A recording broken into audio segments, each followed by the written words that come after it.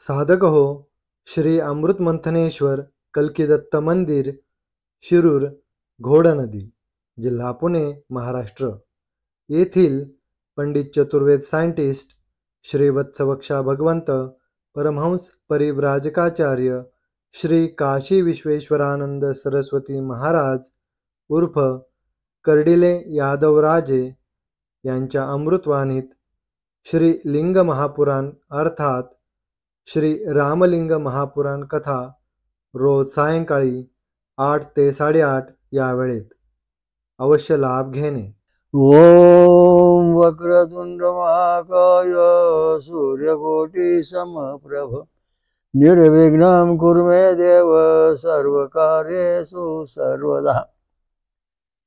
ओम गुरु ब्रह्मा गुरु विष्णू गुरुदेव महेश्वरा गुरु साक्षात परम ब्रह्म तस्मै श्री गुरवे नमः. ओम सहस्रीशा पुरुषा सहस्राक्षा सहस्रपात सभुषोर्तादिदशांगुलम्. ओम राम ओम सहस्रीशा विद्महे कल्किदत्ताय धीमहि तन्नो ब्रह्म प्रचोदयात्. ओम महालक्ष्मी च विद्महे विष्णुपत्नी च धीमहि तन्नो लक्ष्मी प्रचोदयात्.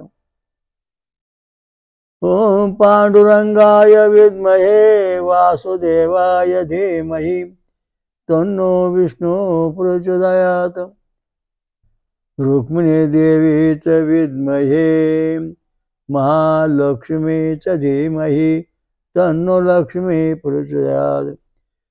दधीच ऋषी विद्महे अनंत शक्ति धीमहि तन्नो ब्रह्म प्रचोदयात्. ओम शांताकारं भुजगशयनं पद्मनाभं सुरेशं ओम विश्वाधारं गगनसदृशं मेघवर्णं शुभांगनं ओम लक्ष्मीकान्तं कमलनयनं योगविध्यानगम्यं वंदे विष्णु भवभयहरं सर्वलोकैकनाथं. ओम शांति.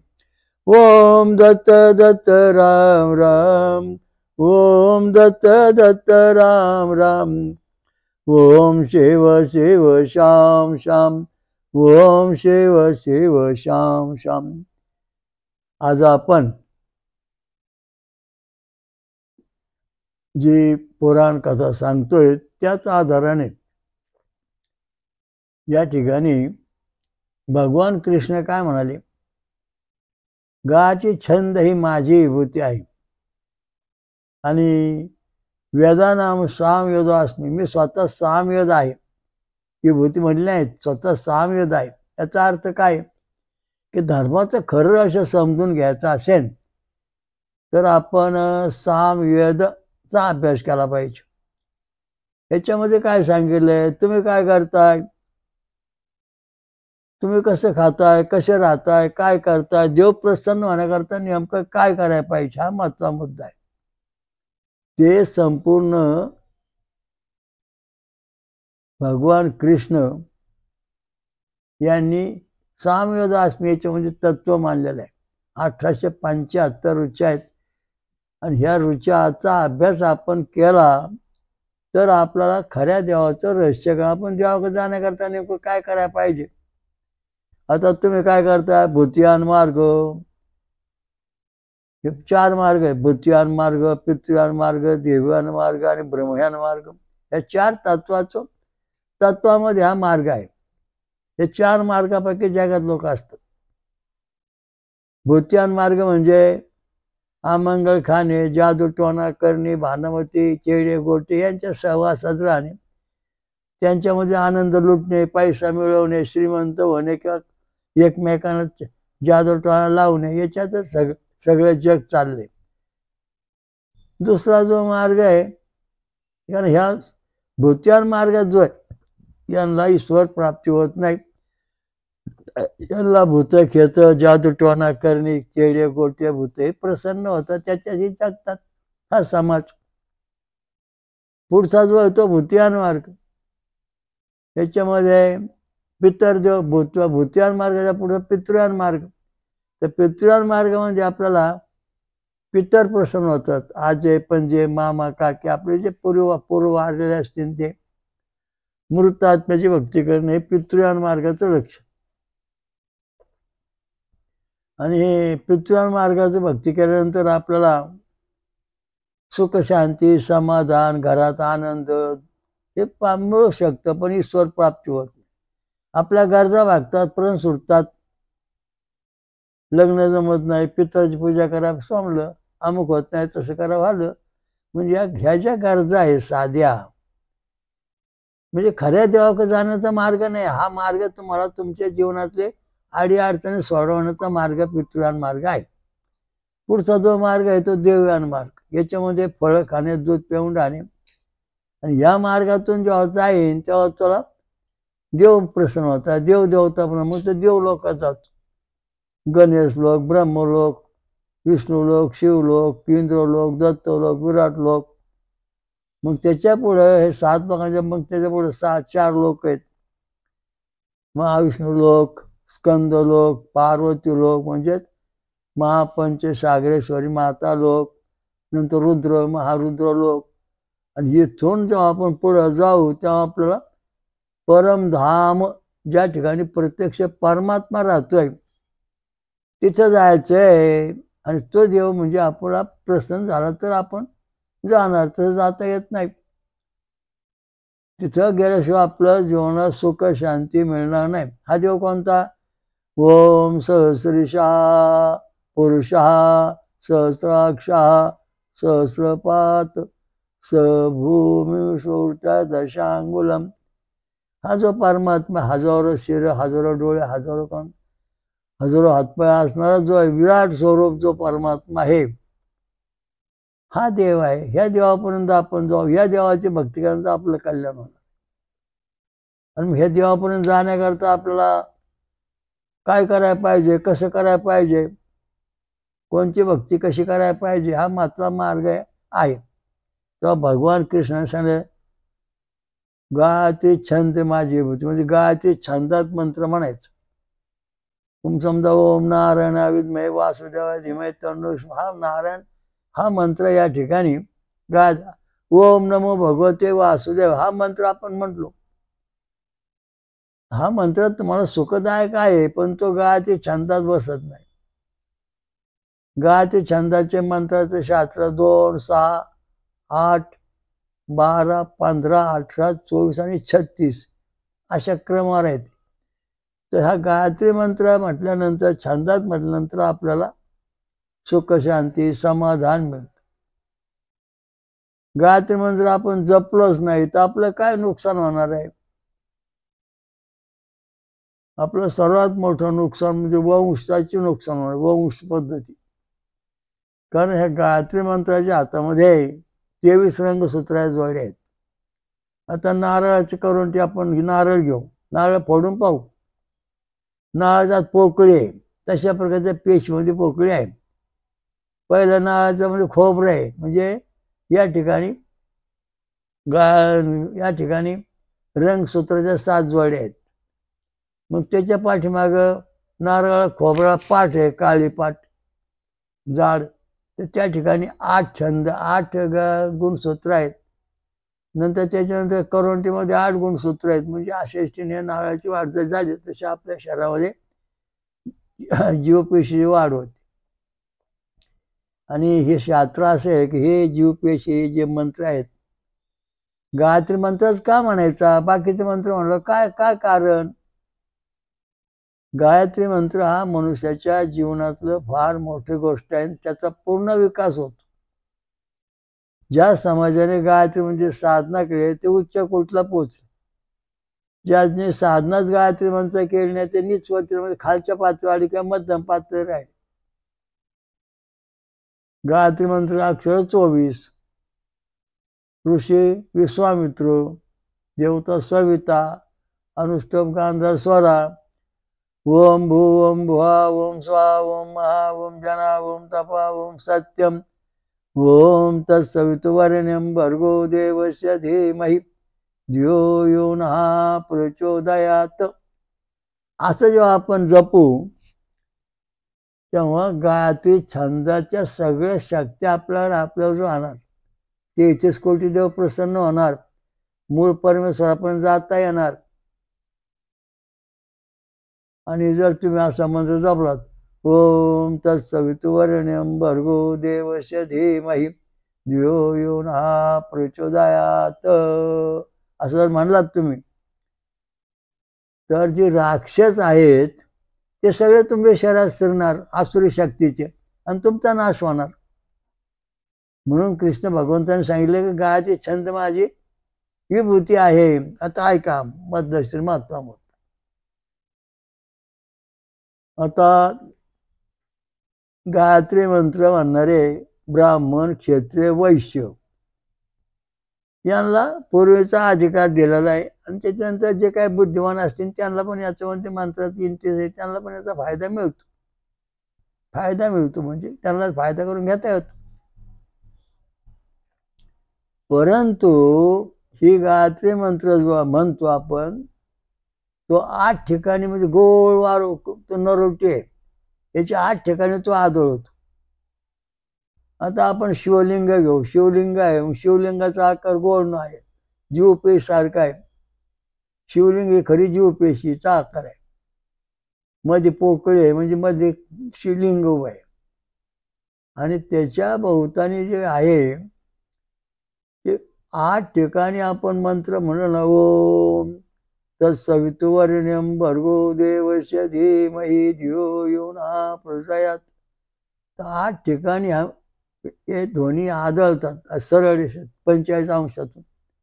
आणि ज्या ज्या ठिकाणी हे सगळे ध्वनी आदळतील त्या त्या ठिकाणी गुण रंगसूत्र जे 23 पैकी पहिली 7 आंतरिक शरीर निर्माण करणारे, त्याच्यानंतर पुढचे जे 8 अक्षर आहेत ते 8 ध्वनी आहेत, त्या 8 ठिकाणी पुन्हा 8 रंगसूत्राची स्थापना व्यवस्थित करतात. तेव्हा शरीराचं बाह्य स्वरूप. आणि त्याच्यानंतर पुन्हा 8 ते पण शरीराचं पूर्णत्व निर्माण करणारी. तर अशा दृष्टीने हे गायत्री मंत्राचं शास्त्र आहे. आपल्या गुरुदेव महात्म्यामध्ये गायत्री मंत्राचे भरपूर अध्याय दिलेले आहेत, 12-13. त्याच्यामध्ये सगळे मंत्र आहेत. जो रोज वाचत असेल त्याला खूप फायदा होतो, कल्याण होतो. आपल्या शरीरातल्या जीवपेशींची निर्मिती नारळाच्या नरुटीसारखी गोल तयार झाली पाहिजे, तेव्हा आपलं सुख, शांती, समाधान मिळणार. आणि जर समजा ते भोपळ्यासारखी लांबुळकी झाली तर आपलं संकट सोडणार नाही, आजार हटणार नाही, काय आजार होणार. कारण आपल्या जीवपेशी निर्मिती जी आहे ती शास्त्रोक्त पद्धतीने झाली नाही. म्हणून भगवान कृष्णाने काय सांगितलं, गायत्री छंद ही माझी विभूती आहे. आणि ते विभूती आहे याचा अर्थ तिच्या स्वरूपाशिवाय जग नाही. आता जे घराण्यामध्ये गायत्री मंत्र पारंपरिक जपत आलेली मंडळी आहे ते बुद्धिमान आहे. वेद, शास्त्र, पठण याच्यावर त्यांची तरवेज आहे. ब्राह्मण, क्षत्रिय आणि वैश्य. गायत्री मंत्र जपणारे ब्राह्मण आणि क्षत्रिय म्हणजे राजघराण्यातले जे मंडळ होते, राम, प्रभू, कृष्ण. तर रामकृष्ण आणि प्रभू जे होते हे गायत्री मंत्राचे उपासक आहेत. दत्त महाराज, कलकी दत्त महाराज गायत्री उपासक आहेत.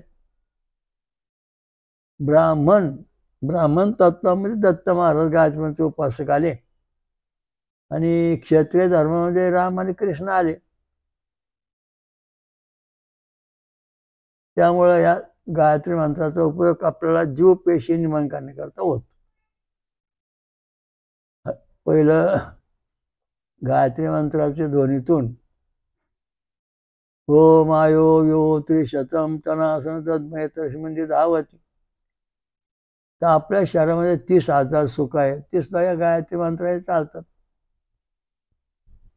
पारंपरिकचे रंगसूत्र जे 23 अंश जोड्या. आता कलियुग आला, सत्ययुग आला, अमुक युग आलं, तमयुग युग आले, सगळे माणसं सांगतात हे ज्या माणसाने पोट भरण्याकरता धंदा निर्माण केला त्यांनी त्याच्यामध्ये भेदभाव केला. आता सांगा, भगवान आदी नारायणापासून रंगसुरात 23 जोड्या ब्रह्मदेवाकडे आल्या. त्या रंगसुरात 23 जोड्या क्रतु पुल पुलस्त्य आत्रे अंगिरा वशिष्ठी मरीची या 7 ऋषिका आल्या. या 7 ऋषीपासून पुढे जे 88,000 त्यांच्याकडे आल्या आणि त्यांचे जे वंश आहेत त्यांच्याकडे रंगसूत्रात जोड्या आल्या.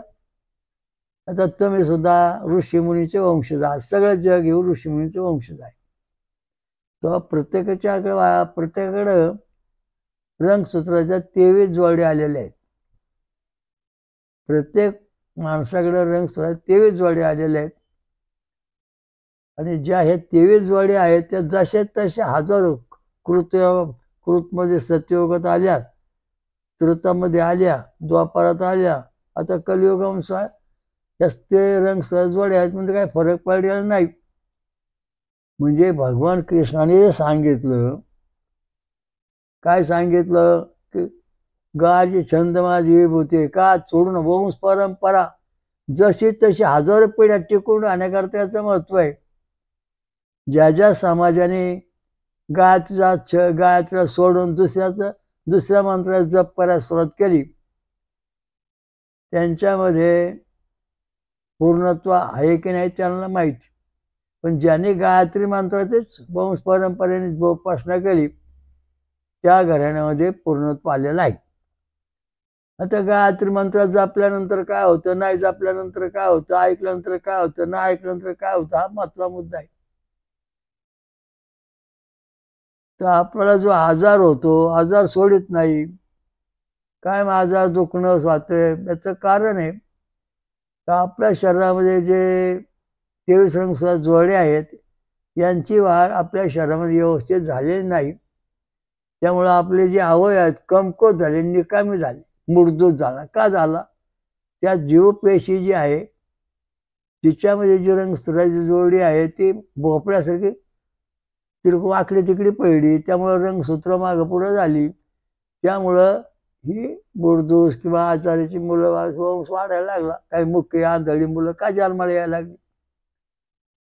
याचं कारण असं आहे की आंधळी का आली, पांगळी का जन्माला आली, त्यांचं वाटोळं काय व्हायला लागलं, संसार का बिघाडा, वेडी माणसं का झाली जन्माला येतात, काय माझी वेळपट का त्यांनी ओळखत राहत. त्याचं कारण आहे की ज्या घराण्यामध्ये आता सर्विस करा सर्व. आता समजा ब्राह्मण लोक गायत्री मंत्र जपतात, 100 लोकांची आम्ही निवड केली.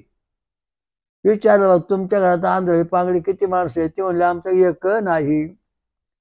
मग पुन्हा काय दुसऱ्या समाजातले माणसं अशी निवडली 100 माणसं. बरं तुमच्या शरीरात तुमच्या घराण्यामध्ये किती माणसांना त्रास होतो?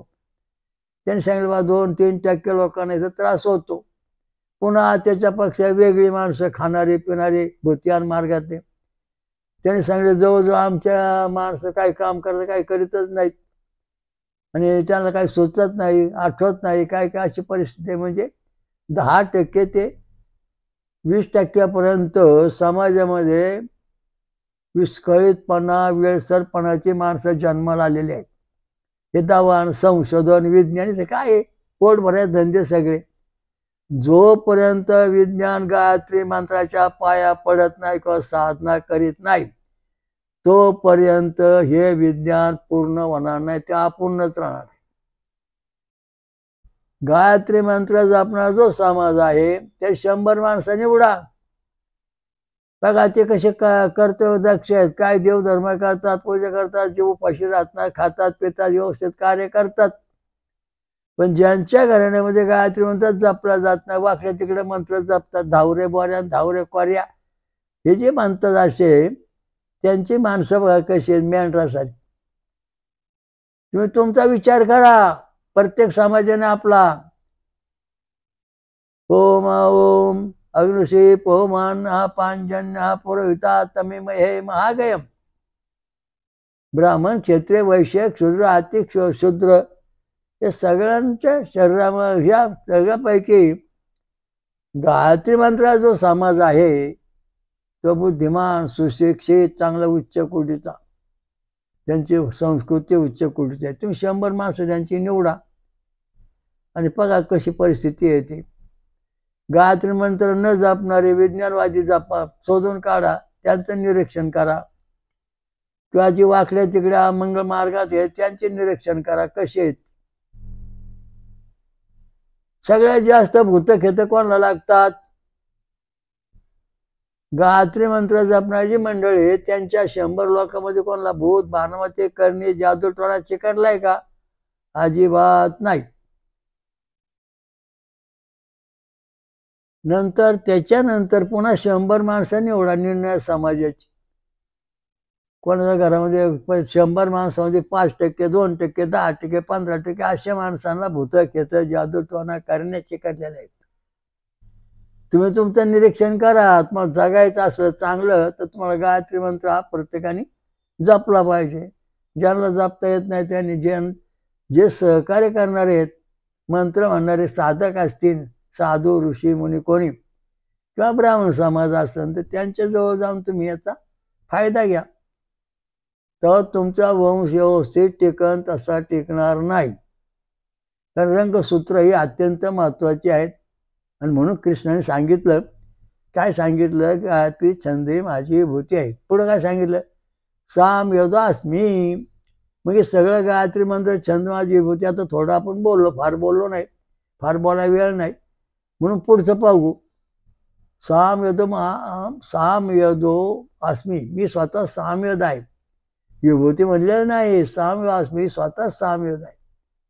सामयद म्हणजे गायन करणे, भजन करणे, कीर्तन करणे, नाटक करणे, ही त्याचे लक्षणं. भजन कीर्तन हे सामवेदाची लक्षणं सांगली जातात. मग सामवेद आहे म्हणजे नेमकं काय? बरं साम गावान, चांगली चाल लावान, ते असं म्हणान, ते तसं म्हणा, नाम भजन म्हणान, कीर्तन म्हणान, मग असं म्हणा. पण नेमकं काय? व सामवेद म्हणजे त्याचं रहस्य काय? सामवेदामध्ये काय सांगितलंय, आचरण काय सांगितलं ते आता आपण थोडक्यात पाहू, 1-2 ओळी वाचून. आता या ठिकाणी सामवेद रचना फार वेगळी आहे.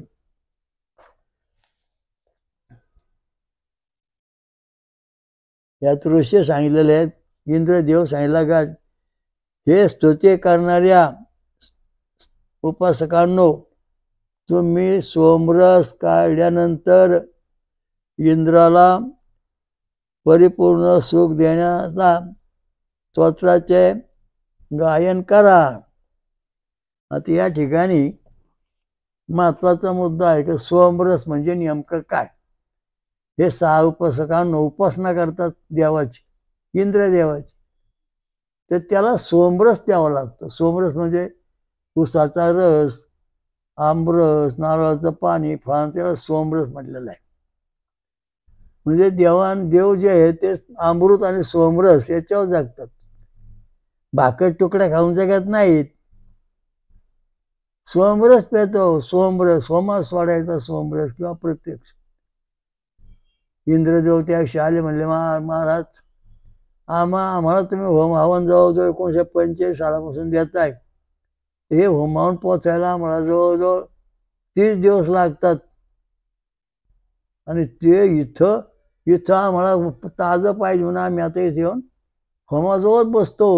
म्हणून इंद्र बृहस्पती देव म्हणजे देवांचे गुरु आले, होम हवन घेतात. कारण स्वर्गातल्या देवासाठी जर आपण काही केलं नाही तर आपली काय धडगत नाही. स्वर्गात मग जाताच येणार नाही. स्वर्गाकरता काय केलंय का? दिल्लीला जायचं म्हणून दिल्ली पाहून आला का तुम्ही? नाही पाहून आलो, मग आपण गावातच फिरणार.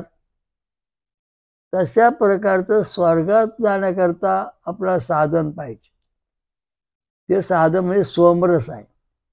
हे उपासना करणारे साधकांनो, सोमरस काढून तो इंद्रदेवाला प्रसन्न करण्यास द्या. कारण देवाला सोमरस द्यायचा तेव्हा तेव्हा ताकद येणार, मग तो आपल्या बाजूने बोलणार. देव भावेचा भुकेला म्हटलं जातो, देव उपाशी मिळाला. जोपर्यंत देवदेवता आहे त्यांना होम हवन पाहिजेच, करावंच लागणार आहे. ते न केल्यामुळं तुमच्या आतापर्यंत हालापेष्ट झाले. जे जे हो सोमरस पितात म्हणजे फळं खाऊन दूध पिऊन राहतात, मधून मधून त्यांची जीवनशक्ती, बुद्धी, परमेश्वर प्राप्ती अगदी उत्तम आहे. सोमरस पिणं हा महत्वामध्ये आहे. ऊसाचा रस.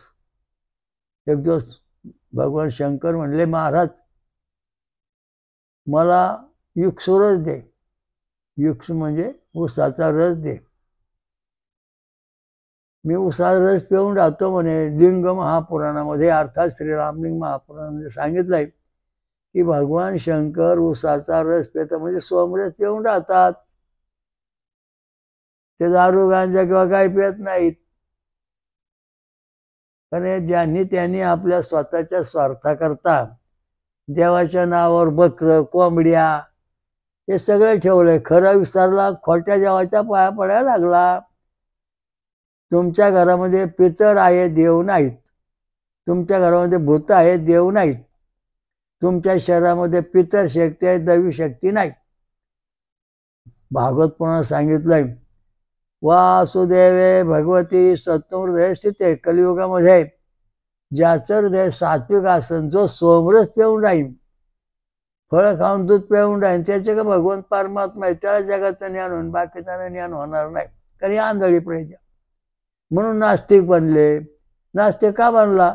तो खातो पितो ना, खालच्या लेवलला, पितर लेवलला आला म्हणजे तो नास्तिक बनला. देव नाही. खायचे भूत खेतनांची सेवा करून जगतोय. पण आस्तिक केव्हा बनतो? सोमरस पेल्यानंतरच. मग शारीरिक पद्धतीने सोमरसाचं काय महत्व आहे? नाही प्याल तर काय होईल? खरे, नाही प्याल तर काय होईल? प्याल तर काय होईल? आता धार्मिक दृष्ट्या आणि विज्ञान दृष्ट्या दोन्ही दृष्ट्यांचं संयुक्त उत्तर या ठिकाणी असं आहे की ज्याचा मेंदू उजव्या बाजूचा मोठा आहे तो माणूस धार्मिक बनतो. धार्मिक शास्त्रात 4 वेळ, 6 शास्त्र, 18 पुराण, उत्तम भूत परमेश्वर पूर्ण विश्वास ठेवतो. आणि डाव्या बाजूचा ज्याचा मेंदू मोठा आहे तो विज्ञान, कॉम्प्युटर, गाड्या, घोडे, बंगला, माळे याच्यामध्ये तरबेज असतो. त्याचं लक्षण तिकडे असतं. देवधर्माकडे लक्ष कमी असतं. देवधर्मात भांडण तो पडतच नाही. काय आपल्याला नाही समजत बा, ते देवधर्म कळत नाही, जाऊन तुमचं तुम्ही बघा, माझं काम चाललं, असा तो म्हणतो. याचं कारण दोन्ही मेंदूचं जे आहे संतुलन, समतोल नाही. ज्या माणसाचे दोन्ही मेंदू सारखे आहेत आणि ते दोन्ही मेंदू सारखे राहण्याकरता फळांचा रस, सोमरस पिणे आवश्यक आहे, तसे ते सरळ राहू शकत नाही. तर ते दोन्ही रस पेल्यानंतर, सोमरस पेल्यानंतर मेंदू समतोल होतो. आणि समतोल हा ते शरीर, मेंदू जो आहे तो शरीराचा राजा. मग आपल्या शरीरातली इंद्रिय व्यवस्थित काम करायला लागतात. म्हणून सोमरस इंद्र का पितो? देव सोमरस पितो म्हणजे इंद्राचं सैन्य, सगळे देवलोक सोमरस पितात, सिद्ध झालं. सोमरस पेल्यानंतर इंद्राला ताकद येते आणि मग त्या बाजूने आपल्यावर तो लढतो. समजा दोन लोकांनी 2 पैलवान ठेवले, पाळले. एका पैलवानाला खोराक, एकाला काहीच नाही. मग दोघांची कुस्ती लागली. ज्याला खोराक आहे तो विजय झाला, ज्याला नाही तो पळला. तसे आपल्या देव जे आहेत आता आपले देव आता पडलेले आहेत सगळे. मरून पडले म्हणले तरी चालते, कारण त्याला खायला काहीच नाही आणि त्याला तसं खाण्यासारखं काय दिलं जात नाही. भूत्यान मार्गात भूत माजली, चेडे गोट्यांचा सोसवड झाला प्रत्येक घरादारात, सुखशांती क्षणभर नाही. पितृयान मार्ग वरण भात आमटी यार खाल्ल्यानंतर पितृयान मार्गात सोसवाड झाला, देव मार्गाचा लवलेस नाही. आणि ज्यांच्या घरामध्ये जे पब्लिक आहे किंवा भक्त साधक आहेत ते मधून ज्यूस पितात, फळांचा ज्यूस पिऊन राहतात, ऊसा रस पितात, त्यांना देवाचा अंश त्यांच्याकडे थोडाफार आहे, त्यामुळे ते आस्तिक आहेत. त्यांचा मेंदू दोन्ही समतोल राहतात. मग विचारसरणी उच्च कोटीची. सोमरस पिल्यानंतर, गायत्री मंत्र जपल्यानंतर आपला मेंदू जो आहे तो समतोल राहतो आणि मग त्यामुळं आपली जी विचारसरणी आहे ती व्यवस्थित चालते. तेव्हा गायत्री मंत्र हा म्हटला पाहिजे. म्हणता येत नसेल तर सत्यनारायणाच्या पूजेवर तो मंत्र असतो. आपण जर सत्यनारायणाची पूजा दर महिन्याला केली तर त्याचा फायदा आपल्याला होऊ शकतो. तर गायत्री मंत्र जो आहे तो ते विधी मूळ जामुक्त मग बऱ्याच गोष्टी सांगितलेल्या आहेत. आणि गायत्री मंत्र सर्वसाधारण करायचा असेल तो उपनयन विधी म्हणून एक विधी असतो. देवापुढे जाऊन बसायचं किंवा गुरुमार्गात जाऊन बसायचं, मग गुरुमार्ग आपला उपनयन विधी करतात. मग ते गायत्री मंत्राचा उपयोग करू शकतात अशी स्थिती. तर गायत्री छंद आहे, तो छंद आहे म्हणजे स्वरूप. ज्याप्रमाणे भुईमुगाचा शेंगदाण आपल्याला पाहिजे, पण तो टर्पलवरून तयार झाला असं तो मिळू शकत नाही.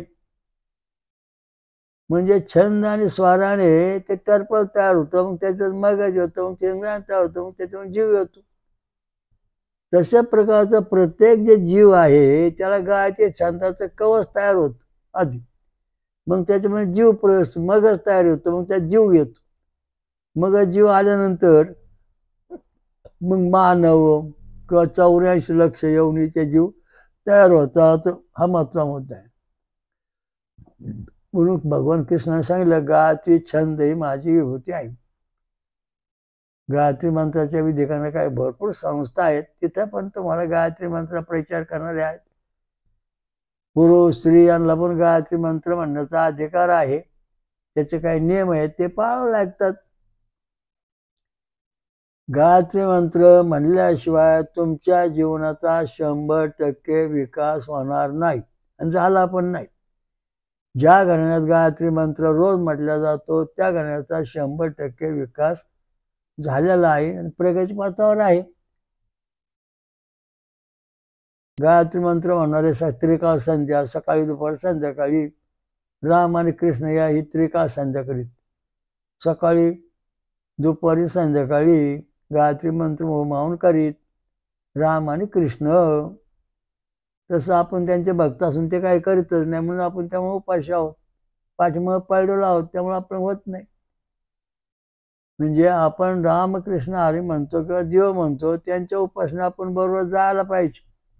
म्हणून कृष्णाचे गायत्री मंत्र ही माझी विभूती आहे. अभंग, कीर्तन, भजन ही सुद्धा गायत्री मंत्राच्या अक्षरात लिहिली पाहिजेत. रूपवता लोचनी सुख झाले हो साजनी, हा जो अभंग आहे हा गायत्री मंत्राच्या तत्वावर भरून लिहिलेला आहे. हे सगळ्या जे अक्षर आहेत 24 अक्षर 32 अक्षर या तत्वावर धरून हे अभंग, भारुड हे सगळे साधू संतांनी लिहिलेले आहेत. सामवेद म्हणून. म्हणजे भगवान कृष्णाने सांगितलंय की तुम्ही गायत्री मंत्र जपताय, पण तुम्हाला जपायला जमत नाही, तर त्या छंदामध्ये गायत्री माझा छंद आहे, त्या 24 अक्षराच्या मध्ये तुम्ही तुमचं वाङ्मय बसून लिहा. आपली कलके, स्वयंपूर्ण महाकल्केश्वरी, गुरुदेव महात्म्य असे आपले मी स्वतः लिहिलेले जे ग्रंथ आहेत ते गायत्री छंदाला धरून लिहिलेले आहेत. आणि या ग्रंथाचे पारण करतात तेव्हा त्यांचं कल्याण होतं.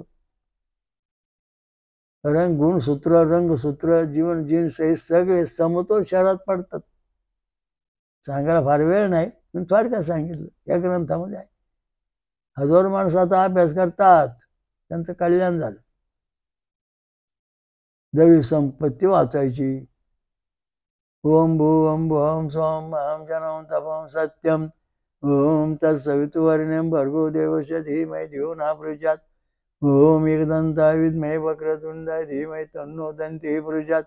ओम लं ओम शं शं शं ओम चतुर्मुखाय विद्महे हंसारूढाय धीमहि तन्नो ब्रह्म प्रचोदयात्. ओम बम बम यं ब्रं लं ओम नारायणाय विद्महे वासुदेवाय धीमहि तन्नो विष्णुः प्रचोदयात्.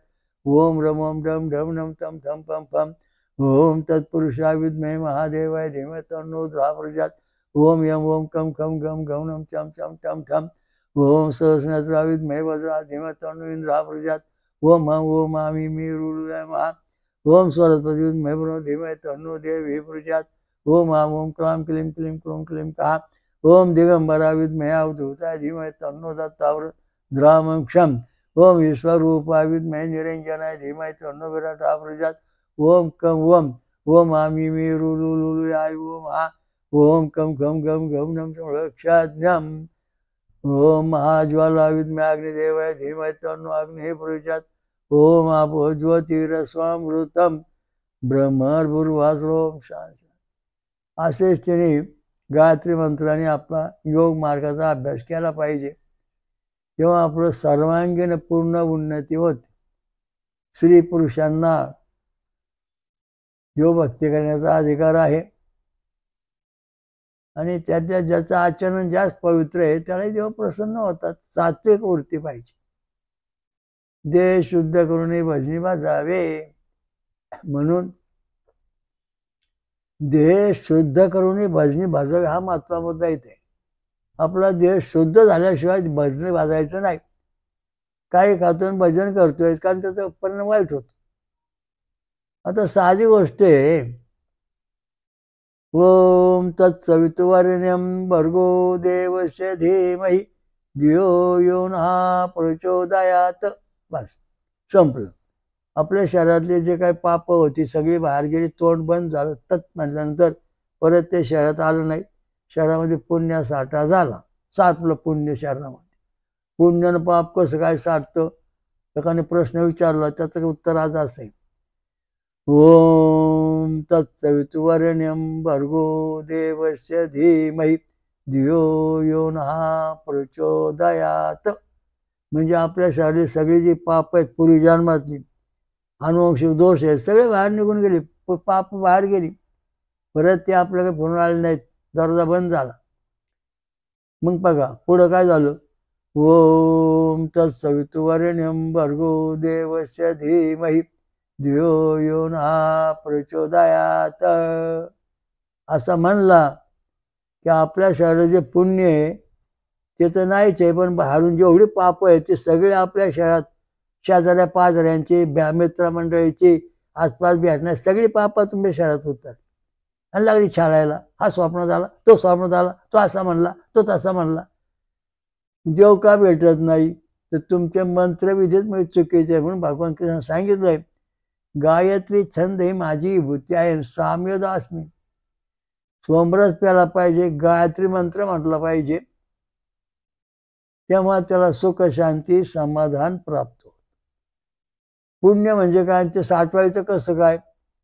ओम भूम भुवा ओम स्वा ओम महा ओम जना ओम तपा ओम सत्यम ओम तत्सवितुर्वरेण्यं भर्गो देवस्य धीमहि धियो यो नः प्रचोदयात्. असा मंत्र म्हणून होम हवन करायचं. स्वाहा दत्तमिदं नमः. म्हणजे आपल्या शरीरामध्ये भरपूर पुण्य साचलं. 33 कोटी देव आपल्याला भेटले. शिरामध्ये म्हणजे आपल्या शरीरामध्ये शिर हे जे शिर आहे ना याच्यामध्ये सर्व देवांचा साठा आहे. सर्व देव या शरीरामध्ये आहेत. शिर म्हणजे डोक्यात. आणि ते शिर साई सलामत पगडे लाखो. तशा दृष्टीने मन आहे ते पाळलं पाहिजे.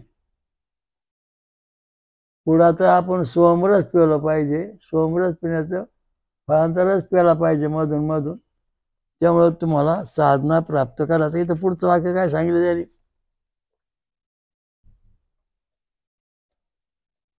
ज्याप्रमाणे गवतामुळे परिपूर्ण सुख मिळते. गायला ज्याप्रमाणे गवतामुळे सुख त्याप्रमाणे या स्तोत्राने त्या इंद्रदेवाला सुख प्राप्त होते. सौख्य प्राप्त होते. आता या ठिकाणी गाय म्हणजे नेमकं काय हा प्रश्न या व्याजामध्ये आहे. गाया गाया सगळ्या ठिकाणी गाया लिहिले आहेत.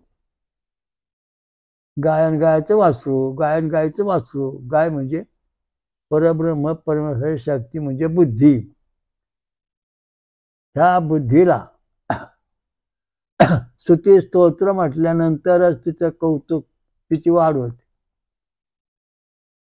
गाय म्हणजे बुद्धी हा इथं महत्त्वाचा मुद्दा आहे. वेदामध्ये तर गाय लिहिली त्यांनी. गाय याचा अर्थ बुद्धी. आणि गवतामुळे सुख प्राप्त होते. गवत म्हणजे ज्ञान तत्वज्ञान. हे तत्वज्ञानामुळे बुद्धीला सुख प्राप्त होत. हा त्याला गोयीचा अर्थ आहे. त्याप्रमाणे जे स्तुती स्तोत्र इंद्राला सौख्य प्राप्त, मग इंद्र आपल्यावरून लढतो आणि मग आपल्याला सुख शांती देतो. आता आपलाच मंत्र आपला शत्रू, आपलाच मंत्र आपला मित्र. कसा? ओम तत्सवितुर्वरेण्यं भर्गो देवस्य धीमहि धियो यो नः प्रचोदयात्. झाला आपला मित्र. परमात्मा आपल्या हृदयामध्ये आला, बसला, शांत झाला, सुख झालं. पण जेव्हा ओम तत्सवितुर्वरेण्यं भर्गो देवस्य धीमहि धियो यो नः, आपण आपले शत्रू म्हणजे आपण आपल्याला मार्ग झालो. म्हणजे आपण गाते छंद जो आहे भगवान कृष्णाने सांगितला, त्याचा अभ्यास आपण पूर्ण केला पाहिजे, विचार केला पाहिजे, सोमरस केलं पाहिजे, आध्यात्मिक शास्त्र विकासात केलं पाहिजे. त्यामुळं आपल्याला हे ज्ञान प्राप्त होणार आहे. तसं होणार नाही. ग्रंथ कोणी लिहिले, अभ्यास कोणी लिहिला, स्तोत्र कोणी केला, ते विचार करा. ज्या लोकांनी अभ्यास अभंग लिहिले त्यांचा विचार करा. त्यांचा आहार कसा होता? PhD होतात लोक, ते कसे होतात? फळं खातात, ते PhD होतात. माझ्या बरेच लोक PhD झाले, येणारे जाणारे. त्यांना म्हणाले फळं खात, दूध प्या. फळं खाल्लं, सोमरस पेले, झालं बुद्धीने पास. नवीन संशोधन सुरू. नवी बुद्धी तयार होण्याकरता तुम्हाला सोमरस प्यायला पाहिजे, त्याशिवाय तुमची नवी बुद्धी तयार होणार नाही. आता बघा तुम्ही बऱ्याच महाराज बघा, राम बघा, कृष्ण बघा, कंदमुळे खाणारा, कृष्ण दैलोनी खाणारा. नंतर गौतम बुद्ध जर आपण घेतलं तर ते पिंपळा झाडाचा पाला खाऊन 6 वर्ष त्यांनी तपश्चर्या केली. म्हणून या जगात यांचं धर्म असतं टिकून आहे. आपलं असतं टिकून का राहत नाही? आपलं शरीर का राहत नाही? आपल्या जे शक्त्या टिकत का नाहीत? त्याचं कारण असं आहे का आपलं खाणंपिणं नीट नाही ना. म्हणून आपलं काय आजार, दुखणी, भाणी, काम करायचं हटतच नाहीत. काय काय घरामध्ये 5 माणसं मारायची, आली का वयात आली 50-60 लागली ठोकळा रामराम. 50-60 वयात ठोकळा रामराम. मी म्हणलं तुम्ही सगळ्या एकदा विषयी मला काढून दाखवा, तुमचं खाणं पिणं काय ते सांगा. ते सगळा विचार झाल्यानंतर म्हणलं तुम्ही सोमरस रोज पेत जा, फळं खात जा, असं साधना करा, गायत्री मंत्र जपा. आता त्या बऱ्याच अशी घराणे आहे की त्यांच्या आता कोणी मरत नाही, 100 वर्ष पुढे चालली. त्याचं कारण आहे की जे काही साधन आहे त्याचा विचार करा. कुठले सटाट फटाट मंत्र जपू नका. जे मंत्र अष्टाक्षरी आहेत, 8 दोन्ही 16 24, ते गायत्री मंत्राचे पाठपुरावा करतात किंवा गायत्री मंत्रावर संलग्न राहतात. रूपपात आलोचनी सुख झाले व साजनी, हा भंग गायत्री मंत्राचं पाठपुरावा करणार आहे का विजय मिळवून देणार आहे. अशा दृष्टीने आपण आपली निवड केली पाहिजे आणि अभ्यास करताना उच्चार व्यवस्थित केले पाहिजेत. आता समजा गायत्री सिद्धी मिळायची तुम्हाला, गायत्री मंत्र सोमरस तुम्ही पेताय बरं, होम हवन करताय, हो करताय, मग हा सोमरस यज्ञात सोडायचा का बाहेर ठेवायचा? दोन्ही मार्गामध्ये त्याला मार्ग दिलेले आहेत. होमा सोडा तर तो वायुरूप बनतो आणि ते इंद्रदेव लगेच आपला ग्रहण करतो. बाहेर ठेवला तर ते इंद्रदेवचा वास घेतो आणि शक्ती मिळवतो. म्हणजे दोन्ही मार्ग आहेत. तर तशा दृष्टीने ह्या इंद्रदेव जो हा परमेश्वर देवांचा राजा बोले दर हाले, तशा प्रकारचा इंद्रदेव जो आहे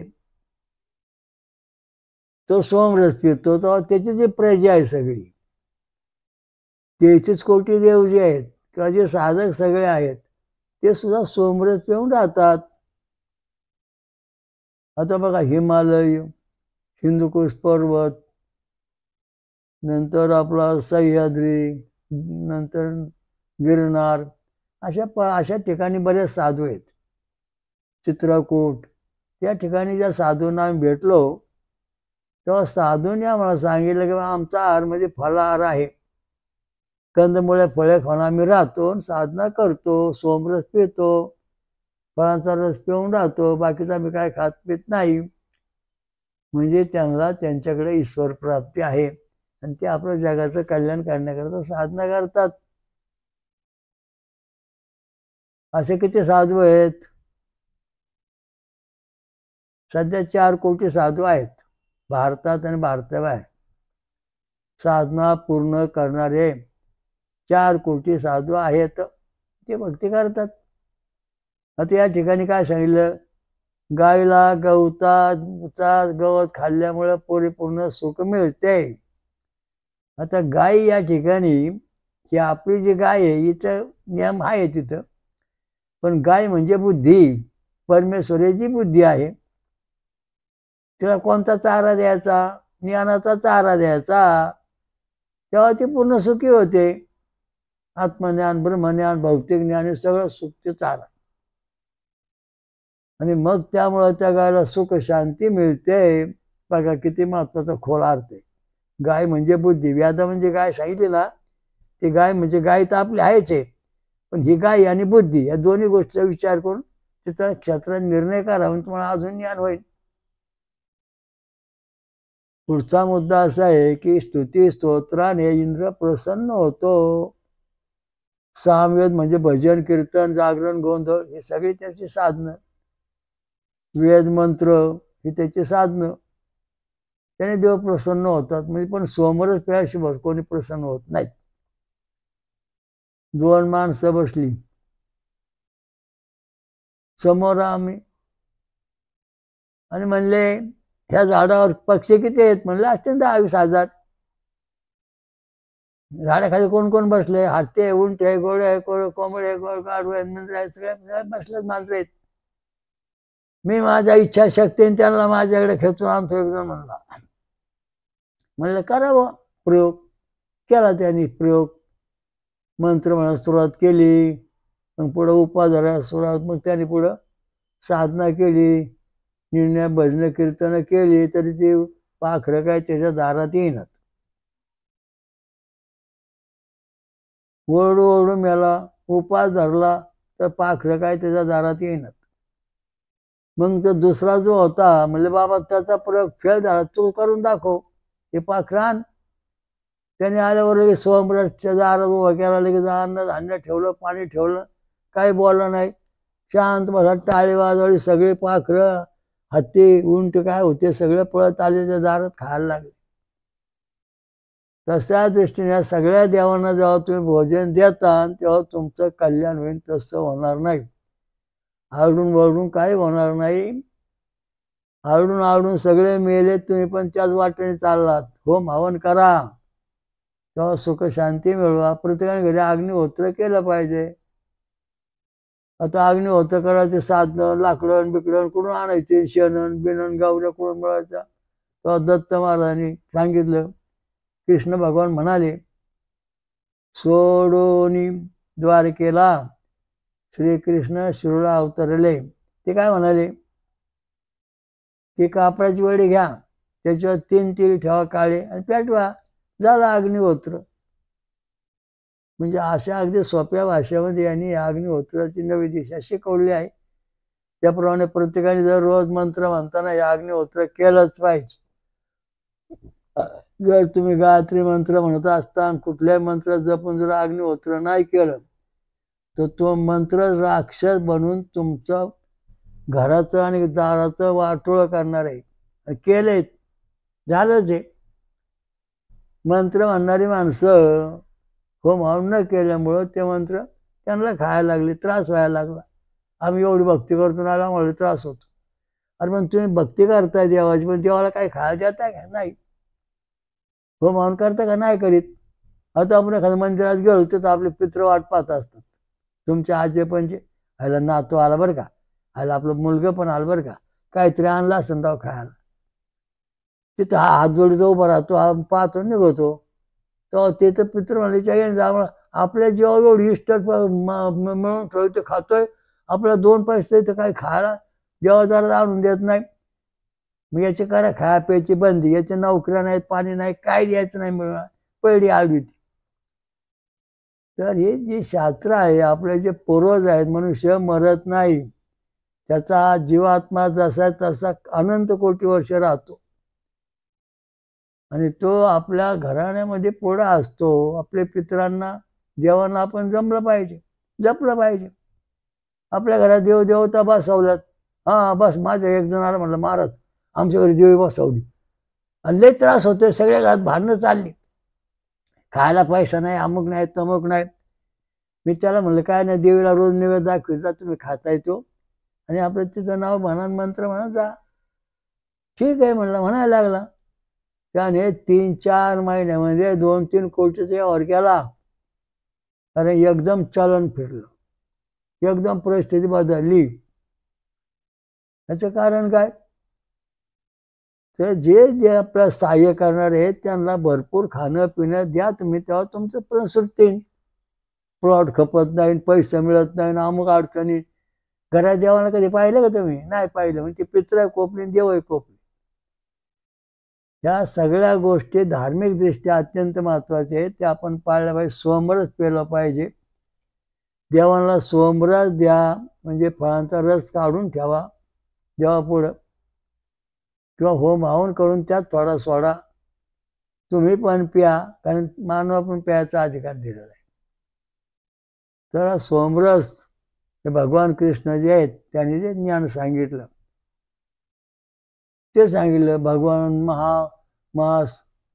लिंग श्री महालिंग महापुराण अर्थात श्रीराम पुराण सांगितलं की शंकर भगवान इक्षू रस पितात, म्हणजे सोमरस पितात, म्हणजे उसाचा रस पितात. म्हणजे याचा अर्थ असा आहे की शंकर भगवंताला उसाचा रस फार प्रिय आहे, गोड. आपण सोमवार करताना उसाचा रस पिऊन सोमवार करा, शंकरला पण उसाचा रस वा, तुमच्या मनाप्रमाणे सगळी कामं होते ना. कवरं पाणी घालून काही होणार नाही, कारण देवाला खाणं नाही. ते पाणी काय देव पित असतं करून, आलं घातलं पाणी, आलं घातलं पाणी. पाणी शुद्ध पाहिजे, पायात बूट चपला नाही पाहिजेत. आणि घरून जर पाणी आणायचं असताना देवाला घालायला, तर बोलायचं ओम नमः शिवाय म्हणत चालायचं, मग ते पाणी घालायचं. ही बाई आली तेव्हा आबा आला, तेव्हा असं म्हणला आणि पाणी हातात धरून गप्पा मारतो घरात, मग देवाला पाणी घालतो. तुमचे जे शब्द आहेत ते पाण्यात उतरतात, त्याचा संस्कार त्या पाण्यावर होतो आणि ते पाणी बाद होतं, ते देवाला चालत नाही, देव आसन सोडून निघून जातो. पाणी मंत्रून गायत्री मंत्राने सिद्ध करावं होतं. मग कृष्णाने सांगितलं भगवंत गायत्री मंत्र माझे विभूती आहे, गायी छंद. मग तर शंकरा पाणी घालतो, ओम तत्पुरुषा विद्महे महादेवाय धीमहि तन्नो रुद्रः प्रचोदयात्. असा मंत्र म्हणून जेव्हा आपण शंकराला पाणी घालू तेव्हा भगवान शंकर ते पाणी घेणार, मला प्रसन्न होणार. तसं होणार नाही. आणि जेव्हा भगवान शंकराला प्रसाद आवडतो तेव्हा हाच मंत्र म्हणून तेव्हा तो प्रसाद घेणार, तसं घेणार नाही. कारण संस्काराचं पाणी देवाला घालावं लागतं. पेपरातलं पाणी, फिल्टर पाणी देवाला चालत नाही. देवा जर तुम्ही फिल्टरचं पाणी जर कायम प्याला तर तुमची हाडकं संपली, हाडकं तुमचे आहेत ना लुळी होणार, लुळी अशी लुळी पडणार आहेत. तसं तुम्ही देवाला फिल्टरमधलं पाणी घातलं तर ते जे पाणी पडेल तर देवाला सुद्धा शक्तिहीन बांधणार, देव शक्तिशाली बांधणार नाही. तेव्हा तुमचं कार्य होणार नाही, उलट त्रास होणार. त्याचा सगळा विचार करा. आणि याचं म्हणजे पाणी खरं खोटं याचं तपासण्याचं मशीन तयार केलेलं आहे. दुधामधून करंट जातो का? मग असं पाणी थांबवत ठेवून दोन बटणं लावली, बटन दाबताच बल्ब लागला, इथून पाण्यातून करंट बरोबर जातो, म्हणजे पाणी शुद्ध आहे. आणि दुसरं जे पाणी याच्यातून करंट जातं म्हणजे पाण्यामध्ये दोष आहे. इथपर्यंत आपण शोध लावलेला आहे. त्यामुळं या ठिकाणी पाणी घालणारे लोक जे आहेत आमच्याकडे देवाला, कल्कीदत्त मंदिर शिरोळ येथे, ते शुद्ध पाणी आणून देवाला घालतात, त्यांना देव प्रसन्न होतोय. कुठलंही पाणी प्यायचं असेल तर त्यातून करंट आलाच पाहिजे. त्या पाण्यातून करंट येत नसेल तर ते पाणी प्यायचं नाही. आपल्या जीवनाला धोका आहे ते पण तपासणी, दूध, पाणी, दही, लोणी, आंबा, फळं, फळांचा रस सगळ्यातून संशोधन केलेलं आहे आणि चालू आहेत. जेव्हा तुमच्या मूर्तीत देव आहे का नाही, मूर्तीतून करण बरोबर देवाचं येतो का नाही पहा. अशा महादेवाचं काय पिंडी ठेवल्या, त्याला तो कोणते करण लावला, वर बल्ब लागला, म्हणजे मूर्ती पॉझिटिव्ह आहे. काही मूर्तीला वर लावल्यावर करण बल्ब लागलाच नाही म्हणजे मूर्ती निगडीची पूजा करायची नाही. याकरता काय लोकांनी आमच्याकडे येऊन आपल्या देवांची तपासणी करून नेलेली आहे आणि ज्या देवांच्या मूर्तीतून करंट येतोय, बल्ब लागतोय, त्यांची पूजा करतात, त्यांचं आज चांगलं झालं. ओम स्वयंभू श्री अमृत मंथनेश्वर कल्किदत्त महाराज की जय. स्वयंभू महापंचसागरेश्वरी महादुर्गा महाशाकंभरी माता की जय. ब्रह्म ऋषि अत्रि की जय. महासती अनुसया माता की जय. सर्व देव देवता की जय. साधु संतन की जय. ऋषि मुनि की जय. धर्म की जय हो, धर्म की जय हो, धर्म की जय हो. हरि ओम दत्त. ओम शांती शांती. सर्व साधकांनी महाराजांच्या या वेदमंत्र आणि रक्तगट संशोधनाचा प्रचार करावा. VBK ट्रस्टची योजना बेकारी संपविणे. वेदमंत्र आणि रक्तगट प्रचार करा, समाजाकडून मदत होते. जगभर घरोघरी प्रचार करा. अधिक माहितीसाठी पुढील पत्त्यावर भेट देणे किंवा संपर्क साधणे. VBK ट्रस्टचे स्वयंभू विश्वराजा श्री अमृत मंथनेश्वर कल्किदत्त मंदिर, पाषाणवाडी, शिरूर, घोडनदी, जिल्हा पुणे, महाराष्ट्र. हरि ओम दत्त.